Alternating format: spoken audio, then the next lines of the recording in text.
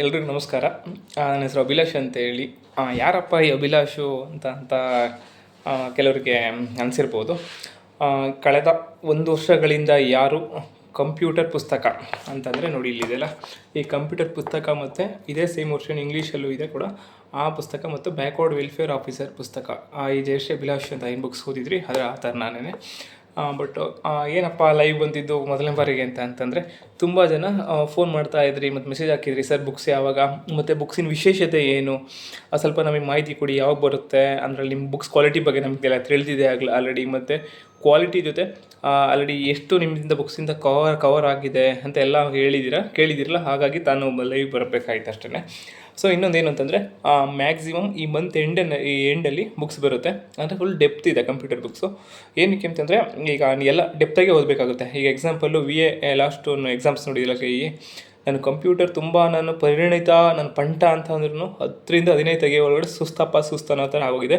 ತುಂಬ ಜನ ಪಾಪ ನನಗೆ ನಮ್ಮ ಸ್ಟೂಡೆಂಟ್ಸು ಕೂಡ ಏನು ಹೇಳಿದ್ದಾರೆ, ಹತ್ತತ್ರ ಬಂದು ಹೋಗಿದ್ದೀವಿ ಸರ್, ನಾವು ಫೇಲ್ಯೂರ್ ಆಗೋದಕ್ಕೆ ಕಂಪ್ಯೂಟ್ರೇ ನಮ್ಮ ಕಾರಣ ಆಗಿದೆ, ನಾವು 1 3ಗೆ ಹೋಗಿದ್ದು, ಕಂಪ್ಯೂಟರ್ ನಾವು ಚೆನ್ನಾಗಿದ್ದಿದ್ರೆ ನಾವು ಸ್ವಲ್ಪ ಆಗ್ತಿದ್ದು ಅಂತ ತುಂಬ ಜನ ಹೇಳಿದ್ದೀರಾ. ಸೊ ಆ ಉದ್ದೇಶಕ್ಕೋಸ್ಕರ ಫುಲ್ಲು ಡೆಪ್ತಾಗಿ ಈಗ ಆಲ್ರೆಡಿ ಕಂಪ್ಯೂಟರ್ ಸಿದ್ಧಪಡಿಸ್ತೀನಿ. ಸತತ 4 ವರ್ಷಗಳಿಂದ ಕೂತು ಆಲ್ರೆಡಿ ಕಂಪ್ಯೂಟರ್ ಬುಕ್ಸ್ ರೆಡಿ ಇದೆ.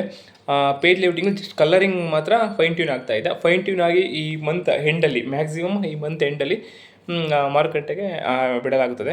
ಬಟ್ ಏನು ಅಂತಂದರೆ ನನ್ನ ಬುಕ್ಸಿನ ಇನ್ನೊಂದು ವಿಶೇಷತೆ ಏನು ಅಂತಂದರೆ, ಒನ್ ವರ್ಡಲ್ಲಿ ಯಾವುದು ಕೂಡ ಯೂಸ್ ಮಾಡಿಲ್ಲ. ಒನ್ ವರ್ಡ್ ಏನಕ್ಕೆ ಯೂಸ್ ಮಾಡಿಲ್ಲ ಅಂತಂದರೆ, ಸೇಮ್ ಒನ್ ವರ್ಡ್ ಹೇಗಿರುತ್ತೆ ಅದೇ ರೀತಿ ಎಕ್ಸಾಮ್ಸಲ್ಲಿ ಬಂದರೆ ಮಾತ್ರ ನೀವು ನೆನಪು ಹಿಡ್ಕೊಂಡು ಬರೀಬೋದು.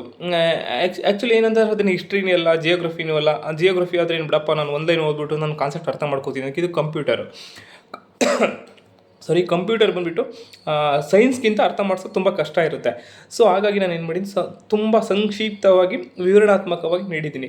Example first chapter computer introduction ಬಂದುಬಿಟ್ಟು 26 ಪೇಜಿಂದ 27 ಪೇಜಸ್ ಆಗಿದೆ. ಅಂದರೆ ನೋಡಿ ಎಷ್ಟು ಮಾಹಿತಿ ಇದೆ ಅಂತಂದರೆ, 27 ಪೇಜಲ್ಲಿ ಕರ್ನಾಟಕದಲ್ಲಿ ಯಾವುದೇ ಎಕ್ಸಾಮ್, ಕರ್ನಾಟಕದಲ್ಲಿ ಅಂತಲ್ಲ ಇಂಡಿಯಾದಲ್ಲೇ ಯಾವ ಎಕ್ಸಾಮ್ ನಡೆದರೂ ಕೂಡ ಅದರಿಂದ ಕ್ವಶನ್ಸ್ ಬಂದೇ ಬರುತ್ತೆ ಅನ್ನೋ ಒಂದು ಗಮನದಲ್ಲಿ ಇಟ್ಕೊಂಡು ಮಾಡಿದ್ದೀನಿ.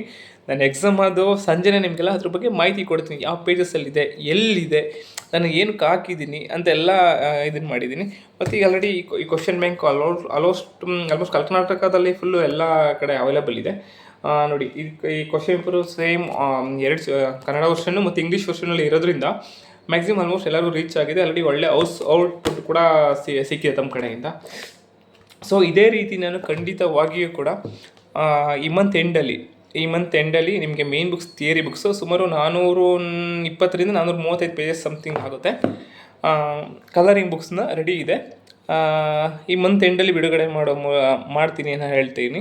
ಮತ್ತು ಇನ್ನೊಂದು ಕೆಲವು ಕ್ವಶನ್ಸ್ ಏನಂದರೆ, ಸರ್ ಈಗ ಟೀಚರ್ಸ್ ಕಾಲ್ಫರ್ ಆದರೆ ಅದರಲ್ಲಿ ಕಂಪ್ಯೂಟರ್ ಟೀಚರ್ಸ್ಗೂ ಕೂಡ ಎಕ್ಸ್ಟ್ರಾ ಸಿಲೆಬಸ್ ಇದೆ, ಅದರಲ್ಲೂ ಕೂಡ ಗಮನದಲ್ಲಿ ಇಟ್ಕೊಂಡಿದ್ದೀರಾ ಅಂತ ಹೇಳಿದ್ರೆ ಖಂಡಿತ ಅದು ಕೂಡ ಫುಲ್ ಕವರ್ ಆಗಿದೆ. ನಾನೇನು ಅಂತಂದರೆ, ನಮ್ಮ ಕರ್ನಾಟಕದಲ್ಲಿ ನಡೆಯುವ ಮೇನ್ KPSC KEM ಟೀಚರ್ಸು ಕೂಡ ಮಾಡಿದ್ರು, KEನೇ ಕೂಡ ಮಾಡುತ್ತೆ. ಸೊ ಹಾಗಾಗಿ ಅದನ್ನು ಗಮನದಲ್ಲಿ ಇಟ್ಕೊಂಡೇ ನಾನು ಫುಲ್ ಸಂಪೂರ್ಣವಾಗಿ ಮಾಡಿದ್ದೀನಿ.